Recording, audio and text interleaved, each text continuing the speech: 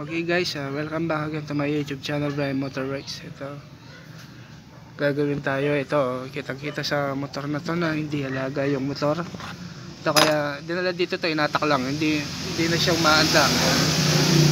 Ayun, ito nakita ko. May power naman siya. Ngayon nakita ko ito, tumukod yung mga barbula niya, mga kamotors. Tignan mo yung mga kanyang valve tappet adjust. Pero sagad na. Okay. Yan, tumukod siya, hindi pinapatune up daw to, matagal na. Ngayon yan. Ngayon na-adjust ko na. In-adjust ko na yan. Ito ang gamit ko, 0.08 mm yung gamit natin valve clearance. Yan, kanina talagang wala. Ngayon nagka-play na. Yan, in-adjust ko na yan. Pasok na yan. Yan, pasok na yung 8 natin, both side. Ayan, paandarin ko na lang siya. Change oil natin, tapos paandarin. Ito, umaandar daw, tapos biglang tumigil. Biglang tumigil siya. Ayan, dahil nga dito sa mga barbula niya, biglang tumukod na, nawala na yung valve clearance. Kaya titirik ka na nun talaga. Ayan, kitang-kita naman, yung isa, talagang ano na siya. Good na. Okay. Tapos papalitan ko na rin yung gasket nya dito, yung yan, may tagas. Okay.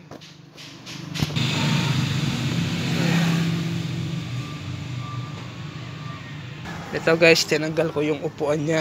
Yan ang pagkita ko, yun. Tingnan mo yung kanyang air cleaner, kanyang strainer ba, puro buhangin na, hindi na makahinga yung carburetor dyan. Yan, isa pa yan, kaya tumitirik siya.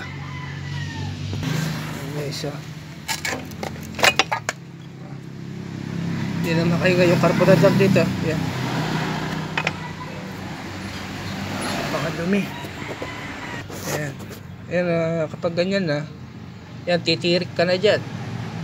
Maandar yan, tumatakbo, titirik ka, mamamatay yung makina dahil hindi siya makahinga.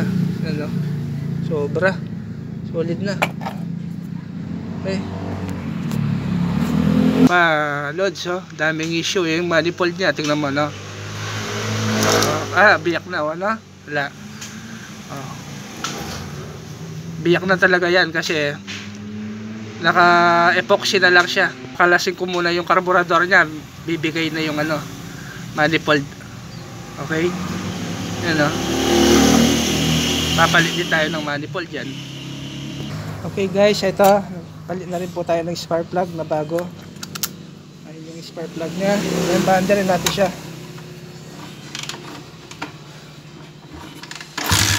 Ayan, yun na.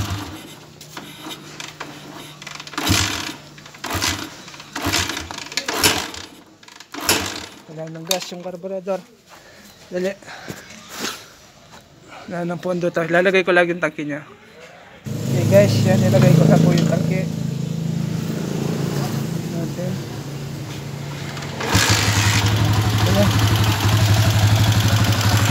Ayos na mga motors, pero konti na lang yung gasolina nya, naka-reserve na kasi. Okay, yan, ganyan lamang po mga kamotors. Okay lang. Yan, may kaingayin na rin po yung kanyang head. Okay. Yan, naglinis na rin po tayo ng carburetor dyan. Yan, hanggang dito na lamang po mga kamotorworks. Shoutout sa inyo lahat at Merry Christmas po. Okay, bye bye.